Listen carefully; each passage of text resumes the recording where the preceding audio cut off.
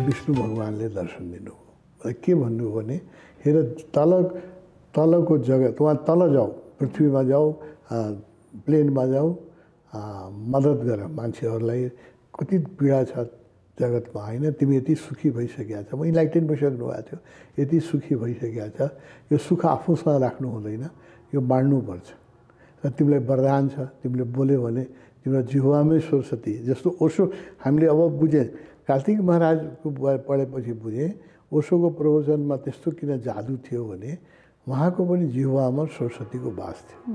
जे बोल्नुहुन्थ्यो सबै लट्ठु पर्थ्यो होइन। जो मान्छे पनि उहाँको अगाडि बोल्यो होला जस्तो विरोधी मान्छे पनि नै भन्न सक्थेन, पछि गएर बाहिर निस्केपछि भन्थ्यो कसरी मलाई विश्वास हो। र त्यहाँ ओशोको अगाडि बोल्दाखेरि जसलाई पनि विश्वास हुन्थ्यो, किन ओशोको जिह्वामै सरस्वतीको वास थियो। जे बोले पनि मन्त्रमुग्ध हुन्थ्यो मान्छे। त्यो कार्तिक महाराजको जीवनको बारेमा थाहा पाएपछि मलाई लाग्यो किन ओशोकोसँग यस्तो हुन्थ्यो। सरस्वतीले भन्नुभएकै थियो, तिमीले बोल्यो भने, तिमीले बोलिदियो नास्तिक पनि आस्तिक हुन्छ, ईश्वरमा विश्वास नगर्ने मान्छेहरू पनि ममाथि विश्वास गर्छ जबसम्म तिमी बोल्छौ। र त्यो विष्णु भगवानले भन्नुभयो तिमीसँग यति शक्ति छ, यति देवताहरूको आशीर्वाद छ, पृथ्वीमा मान्छे कति दुःखी छ, यो आफै सुखी हुनु पनि एक प्रकारको लालच हो र एक प्रकारको कन्जुसी हो। यति गुण तिमीलाई परमात्माले दिएको छ, यसलाई बाँड्नुपर्छ, पृथ्वीमा जाऊ। अनि उहाँले भन्नुभयो म त प्लेनमा जान सक्दिनँ, मेरो जिउ पोल्न थाल्छ।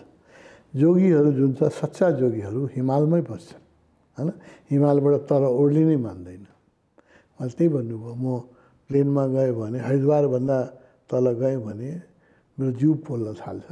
अब चारैतिर म मान्छे कस्तो देख्छु भने जति जति तल जान्छु त्यति त्यति मान्छे एम्बिसियस छ, पैसा महत्त्वकाङ्क्षाले भरिया छ, त्यहाँ मलाई चाहिँ गाह्रो हुन्छ। अनि शिवजीले के भन्नुभयो, भगवान्ले के भन्नुभयो, विष्णु भगवान्ले भने तिमी बाँचि नै सक्यौ, धेरै बाँचिसक्यौ, कति बाँच्ने होइन, के गर्ने। कल आफूसँग भएको चिज नलुटाएर बस्नु पनि कन्जुसी हो होइन। र प्लेनमा जाऊ, मान्छेको कल्याण गर, धेरै मान्छेलाई तिम्रो सहायताको आवश्यकता छ भनेपछि बद्रीनाथको आदेशले मात्रै उहाँ प्लेनमा आउनुभयो। प्लेनमा आएपछि 3 वर्ष मात्रै जो मान्छे 330 वर्ष बस्यो हिमालमा, एकदम आउँदाखेरिको तस्विर छ, एकदम यङ, कपाल कालो, शरीर हष्टपुष्ट, त्यस्तो मान्छे 3 वर्षमै कपाल सेतो भयो होइन, शरीर पनि छोड्नु पर्यो 3 वर्षमै। यहाँ हामीले जुन पृथ्वीलाई, जुन संसारलाई धेरै सुन्दर ठान्छौँ, योगीहरूले त्यसलाई अर्कै दृष्टिकोणले हेर्छ। योगीहरूको लागि जङ्गल, पहाड, गुफा त्यही स्वर्ग हो र जुन सहर बजार जुन छ त्यो उनीहरूको लागि चाहिँ एक प्रकारको बडो पीडाको जस्ता। कोही जोगीहरू बस्न मान्दैन, सच्चा जोगीहरू बस्न मान्दैन।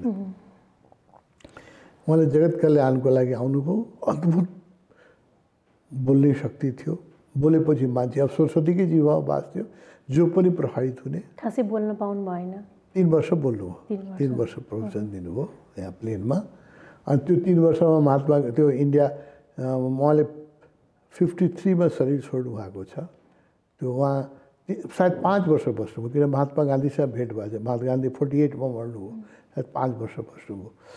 महात्मा गान्धी, पण्डित नेहरू सबै उहाँका चाहिँ प्रभावित भए। उहाँलाई त्यो कङ्ग्रेसमा भाग लिनुहोस्, इन्डियाको मुभमेन्टमा, इन्डिपेन्डेन्स मुभमेन्टमा भाग लिनुहोस् भनेर सबैलाई रिक्वेस्ट गरेँ। उहाँले पोलिटिक्स मेरो क्षेत्र होइन, म यसमा आउँदिनँ भने त नेहरूजीहरू गान्धीजीहरू सबै उहाँबाट प्रभावित, उहाँको बानी सुनेर सबै प्रभावित भए र उहाँले विश्वलाई नै सुन्दर बनाउनुपर्छ, यो इन्डिया मात्र होइन विश्व एउटै हो। अब कहिलेकाहीँ अरू धर्मका मान्छेहरूले विरोध गर्थे, जो इस्लामवालाहरूलाई अलिकति विरोध, त्यसलाई हिन्दू मुस्लिमको अलिक फाल्टो आइसकेको थियो। अनि उहाँले मुसलमानहरू नेताहरूलाई के भन्नुहुन्थ्यो, तपाईँहरूले एउटा ईश्वरमा विश्वास गर्नुहुन्छ हो, ईश्वर अनि सबैले त्यही ईश्वरले बनाएको तपाईँको कुरानमा लेखा छ कि छैन? हो, लेखा छ, सबैले त्यही ईश्वरले बनाएको। अनि तपाईँलाई मात्र होइन, मलाई पनि बनाएको हो कि होइन? अनि तपाईँलाई पनि बनाएको, त्यसो भए म तपाईँको सहोदर भएँ कि भएन? एउटै बाबुआमाको छोरा भएपछि अनि मलाई कहीँ तपाईँ किन हिला गर्नुहुन्छ? म त तपाईँको परिवारकै मान्छे भएँ, त्यो एउटै ईश्वरले बनाएको भयो भने त हामी एउटा फ्यामिली भएँ। त्यसो भए त्यो एउटा फ्यामिलीको मान्छेसँग तपाईँले किन हेला गर्नुहुन्छ भने यसो तर्क दिनुहुन्थ्यो उहाँले, होइन? अनि मान्छे निरुत्तर हुन्थ्यो र उहाँको मुसलमानहरू पनि हिन्दूहरू पनि सबै उहाँको हो विश्व कल्याणको लागि एउटा सङ्घ बनाउनु उहाँ। र एउटा उहाँको गीत छ, बडो मिठो गाउनुहुन्थ्यो, अब रेकर्ड त्यो बेला थिएन, रेकर्ड छैन, त्यो गीतलाई मलाई बहुत प्रभावित पारेको छ। उहाँले आफै हरेक प्रवचनमा पहिला यो गीत गाउनुहुन्थ्यो र उहाँको स्वर पनि सरस्वती नै जिह्वामा थियो, यस्तो राम्रो मिठो गाउनुहुन्थ्यो, त्यो सुनेरै मान्छे लट्ठ पर्थ्यो। आफै लेख्नुभएको गीत छ, हिन्दीमा छ, म 2-3 लाइन सुनाउँछु।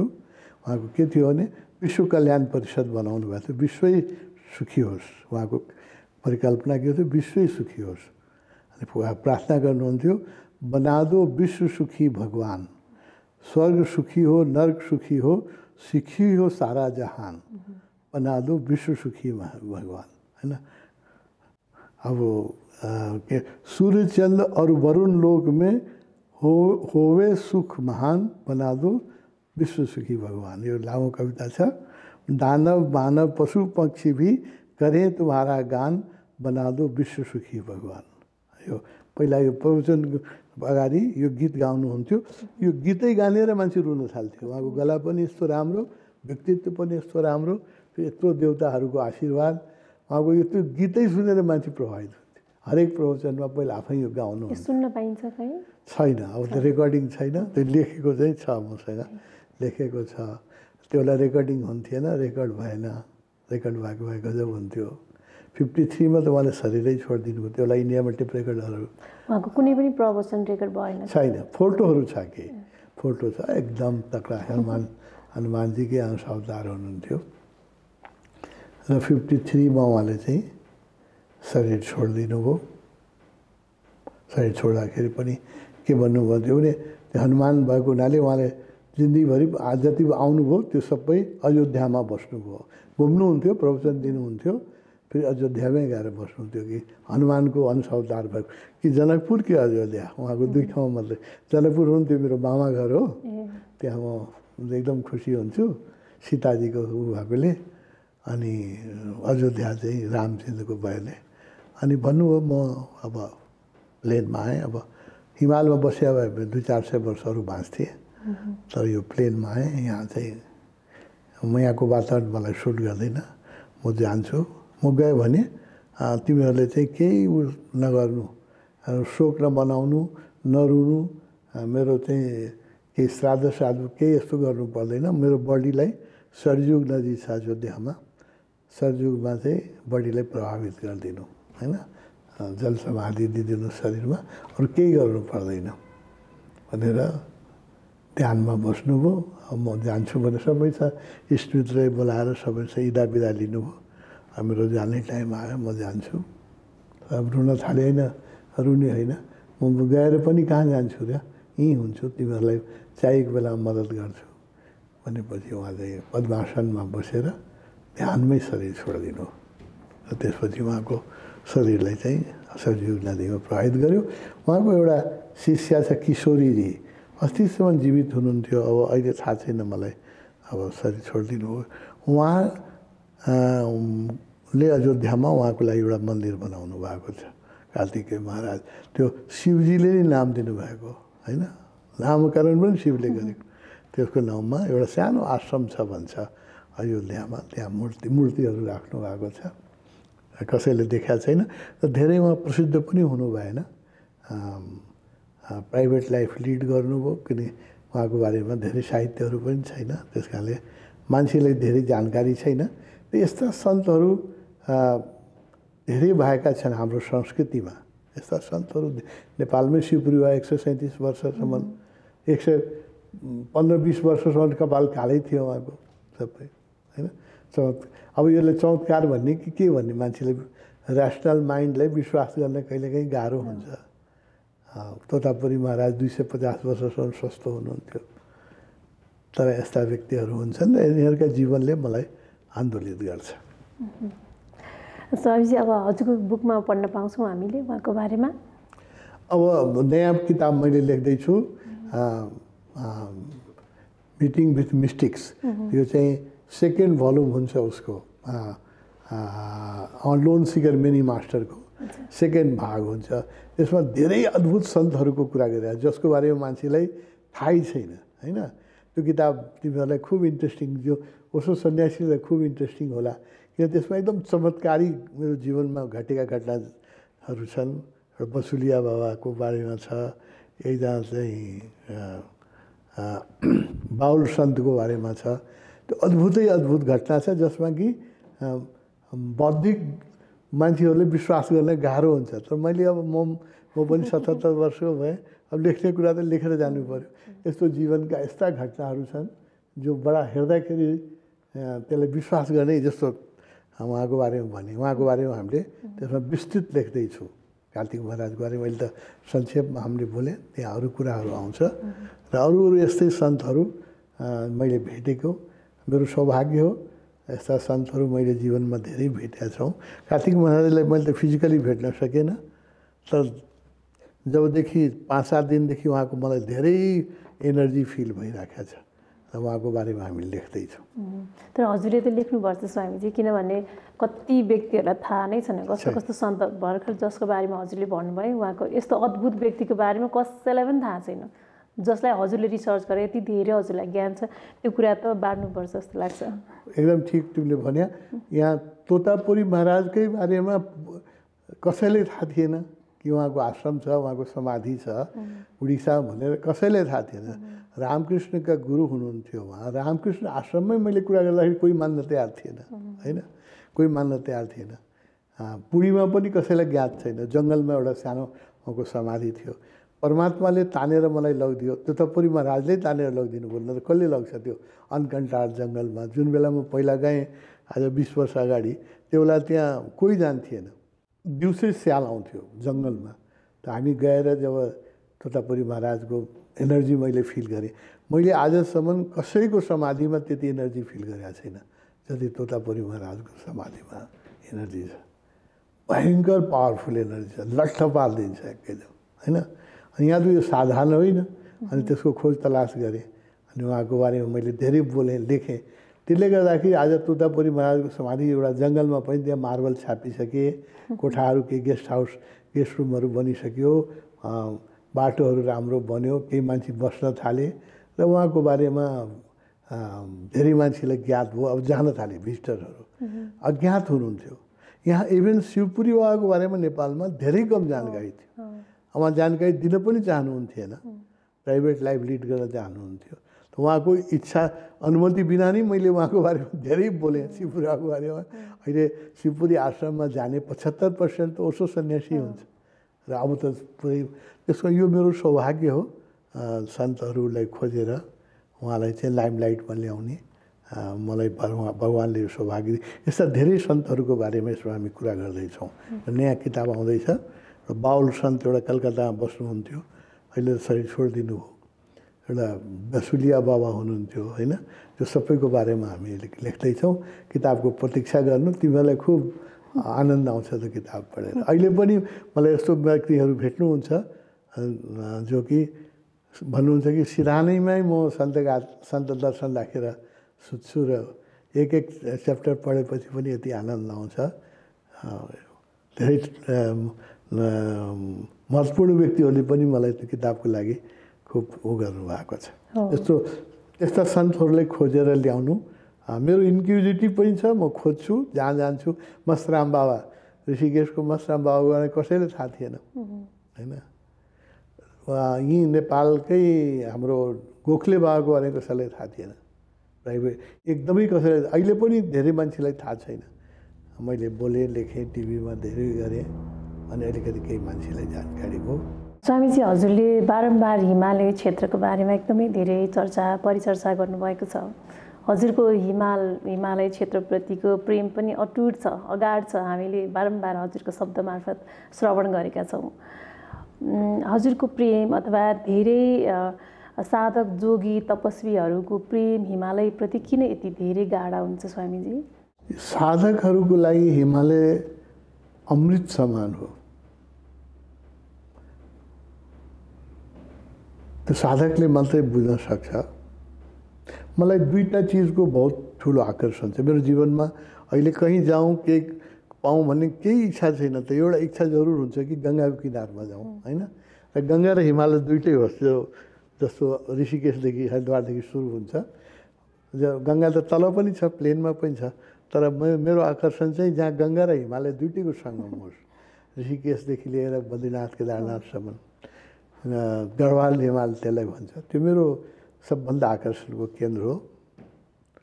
मलाई जब म विदेश जान्छु, विदेशमा गएर नेपाल मिस गर्छु, हिमालमा। यहाँ पनि आश्रम त हिमालमै हो नि, हिमाली क्षेत्रमा हो। यहाँ हामी बस्यो होला, यसको भ्यालु थाहा हुँदैन। जब यसबाट बाहिर जान्छु र 1.5 महिना 2 महिना बस्नुपर्छ टुरमा, युरोपमा, अमेरिकामा, रुसमा, त्यहाँ सबै भौतिक सुविधा हुन्छ नेपालभन्दा। तर के हुँदैन त्यो म शब्दमा भन्न सक्दिनँ। केही चिज छ यो क्षेत्रमा, हिमाली क्षेत्रमा, एक प्रकारको नरिसमेन्ट छ, एक प्रकारको अमृत छ। जो हामी श्वास लिन्छौँ नि, प्रत्येक श्वासमा हाम्रो भित्र जान्छ। म छटपटाउँछु। मेरो साथीहरू जो मसँगै छ उनीहरूलाई थाहा छ। हरेक राति म चाहिँ इन्टरनेटमा हिमालय हेरिराखेका हुन्छु, या मुक्तिनाथ हेरिराखेका हुन्छु, या गोसाइँखण्ड हेरिराखेका हुन्छु, या चाहिँ केदारनाथ, बद्रीनाथ। अहिले पनि मेरो ह्याबिट छ, राति जहिले मौका मिल्यो भने पनि गङ्गाजीलाई हेर्ने, होइन? गोमुखदेखि लिएर गङ्गा सागरसम्म गङ्गाको यात्रा गरिराख्ने, मेन्टल भावनात्मक यात्रा हेरिराख्ने। अब गङ्गा पनि एउटा पवित्र नदी हो। हिन्दूहरूले त्यसै त्यसलाई आमा भनेको होइन कि, त्यो आमै हो, त्यो हाम्रो माता नै हो, त्यो खोला होइन, होइन? सम्झ्यो भने त्यो देवी स्वरूपै हो, सम्झेन भने पानी हो, बगेको पानी हो। अब मलाई त गङ्गाको प्रति भयङ्कर आकर्षण छ। मेरो जीवनमा 4 वर्षको उमेरदेखि नै मलाई फर्स्ट सतोरी भयो। मलाई गङ्गा र जब उसको सङ्गम छ, गङ्गा र गण्डकीको सङ्गम छ बिहारमा, त्यो सोनपुर भन्ने ठाउँ छ। त्यहाँ मेला लाग्छ ठुलै, वर्ष सबभन्दा दुनियाँको ठुलो मेला लाग्छ त्यहाँ कार्तिक महिनामा। कुम्भ पछिको सबभन्दा बढी मान्छे जम्मा हुने मेला हो। अब त्यो थाहा थिएन मलाई। बच्चामा लगिराखेका थिएँ बैद्यनाथ धाम, त्यहाँ राति बस्नु पऱ्यो। त्यो गङ्गा किनारमा बाथरुमहरू त्यो बेला हुन्थेन। जसको घरमा बसेका थिएँ बाथरुम हुन्थेन, जङ्गलमा जानुपर्ने बाथरुम। त्यो गङ्गा किनारमा गएको, त्यसपछि गङ्गामा नुहाउने पनि गङ्गामै थियो। त्यहाँ मलाई जुन अद्भुत भयो, अहिलेसम्म मैले बिर्सिन सकिनँ। मेरो उमेर 4 वर्षको होला। मलाई त्यो बेला जुन भयो त्यसलाई अब म भन्न सक्छु त्यो सतोरी थियो। I lost my body sense and I was in ecstasy. यस्तो आनन्द जसको कुनै संसारिक सुखबाट तुलनै गर्न सकिँदैन। फर्स्ट सतोरी नै 4 वर्षको उमेरमा गङ्गा किनारमा भयो। त्यसपछि प्रयागराजमा जहाँ गङ्गा र जमुनाको सङ्गम छ, होइन? पुना जाँदाखेरि नेपालबाट त्यहाँ एउटा ट्रेन यस्तो थियो कि पटनाबाट जाँदाखेरि त्यो तुफान एक्सप्रेस भन्ने ट्रेन जान्थ्यो इलाहाबादमा। इलाहाबादबाट चाहिँ बम्बे मेल आउनलाई 5 घन्टाको ग्याप हुन्थ्यो। अनि म त्यो स्टेसनबाट सामान राखेर दौडेर गइहाल्थेँ। लकरुममा सामान राख्थेँ, कहिलेकाहीँ कुनै यात्रीलाई दिएर म चाहिँ गङ्गा र जमुनाको जहाँ सङ्गम छ त्यहाँ नुहाउन जान्थेँ। त्यसलाई त्रिवेणी भन्छ नि, गङ्गा जमुना, प्रयागराज, त्यो हिन्दूहरूको श्रेष्ठ तीर्थ। पहिलोचोटि नुहाउँदाखेरि, पहिलोचोटि नुहाएर म बोटमा गएँ, नुहाएर बोटमा बसेपछि सतोरी लाग्यो। 5-6 घन्टासम्म बोल्नै सकिएन। त्यो अरू मान्छेहरूले बोटवालाले पैसा दिए, मलाई ल्याएर रिक्सामा राखेर फेरि स्टेसनमा ट्रेनमा पनि मद्दत गरेँ। बडीको सेन्सै हरायो। यति आनन्द आयो, यति आनन्द आयो। हिन्दूहरूले त्यसै तीर्थहरू बनाएको होइन कि, यो जति तीर्थहरू छन् नि धेरै चार्ज हो। प्रयागराज पनि धेरै मैले बुझेँ। त्यसपछि त म पुनः वर्षको 3 पल्ट जान्थेँ नेपालबाट, अनि हरेक पटक त्यही रुटबाट जाने कोसिस गर्थेँ। त्यो 4-5 घन्टाको इलाहाबादमा ब्रेक हुन्थ्यो दुइटै ट्रेनको बिचमा, अनि गयो दौडेर, अनि प्रयाग त्यो त्रिवेणीमा स्नान गऱ्यो। हरेकचोटि सतोरी लाग्दैन। मान्छेको मनस्थिति र मान्छेको ट्युनिङ हुनुपर्छ। मनमा एउटा सानो, यो मन भनेको यस्तो चिज हो, हेर तिमी जति सुन्दर ठाउँमा जाऊ, कैलाश जाऊ, मानसरोवर जाऊ, होइन, समुद्रको किनारा जहाँ पनि, यदि तिम्रो मनमा एउटा नेगेटिभ थट छ, कसैमाथि रिस उठ्या छ या कुनै चिन्ता छ भने you will not enjoy the place, होइन। एउटा नेगेटिभ थटले सबै सौन्दर्य बिसारिदिन्छ, होइन। ट्युनिङ हुन सक्दैन। एउटा विचार, गलत विचार भनेको यति शक्तिशाली हुन्छ। तिम्रो मनमा चिन्ता छ केही भने you will not enjoy that place. त्यो चिन्ताकै वरिपरि मन घुमिरहेको, रिस छ कसैसँग, होइन, ईर्षा छ, केही छ भने त्यो एउटा विचारले सारा टेन्सन लिइदिन्छ। You miss that place. शरीर मात्रै उपस्थिति हुन्छ, शरीर उपस्थिति चाहिँ मन हुँदैन, होइन। त्यस कारण हरेकचोटि त म भन्न सक्दिनँ, तर धेरैचोटि त्यहाँ मलाई अति एक्सटेसिभ हो त्रिवेणी स्नानमा, गङ्गा जमुनाको जहाँ सङ्गम छ त्यहाँ। सुरुमै हरिद्वारमा क्याम्प गरेँ, ऋषिकेशमा क्याम्प गरेँ। त्यो हरेक क्याम्पमा एक न एक दिन मलाई सतोरी, सानो सतोरी भए पनि घट्थ्यो छोटै समयको लागि। उत्तरकाशीमा क्याम्प गरेँ, उत्तरकाशी क्याम्प गरेका यहाँ धेरै मित्रहरू हुनुहुन्छ, त्यहाँ पनि एकदम स्ट्रङ सतोरी घट्यो। त्यो गङ्गासँग चाहिँ केही भित्रबाट कनेक्सन छ, र हिमाली क्षेत्र बाहेक बाहिर म बस्न सक्दिनँ। म जन्मेको त तराईमा हो, तर अहिले पनि त्यो प्लेनमा जान्छु, जौसन पहाड देखिँदैन, तौसन के मिस हो जस्तो लाग्छ। जस्तो उता लुम्बनीमा हाम्रो क्याम्प आश्रम छ, लुम्बिनी शिविर गर्न जान्छु म। लुम्बिनीमा एनर्जी छ, सबै कुरा ठिक छ, पहाड देखिँदैन।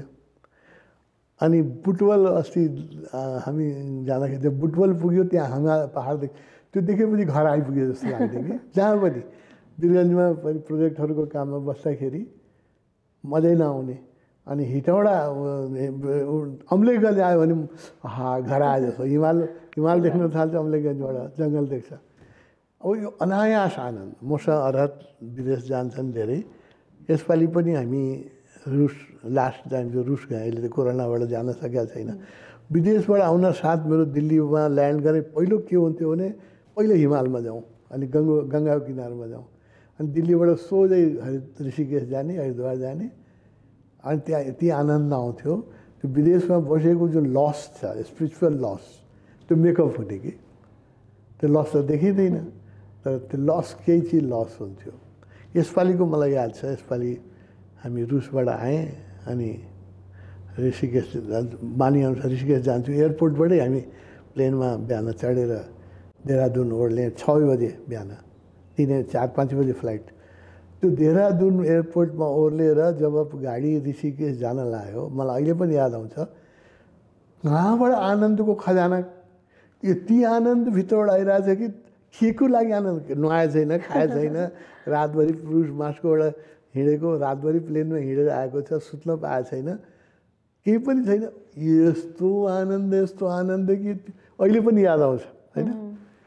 केही छ गङ्गामा, हिमालयमा केही छ जो जोगीहरूको फुड हो, हामीहरूको लागि त्यो अमृत समान हो हिमाल। यहाँ तपोवनभन्दा बाहिर विदेश गए पनि म धेरै दिन बस्न सक्दिनँ, दौडेर आउनुपर्छ। मर्नु परे पनि हिमालमा, जिउनु परे पनि हिमालमा। हामीहरूको लागि यो एबोर्ड हो।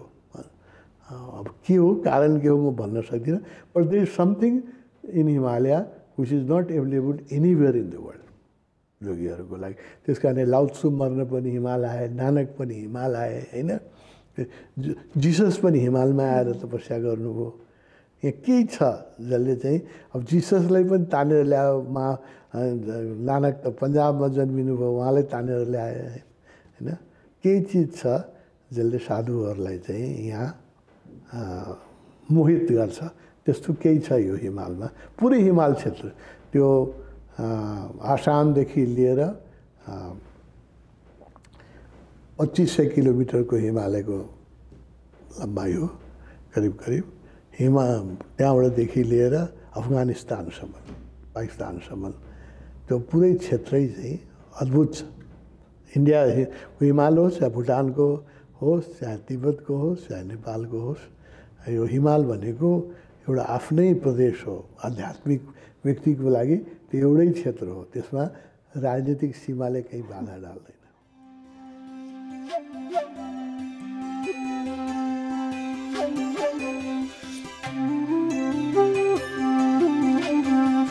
Thank you.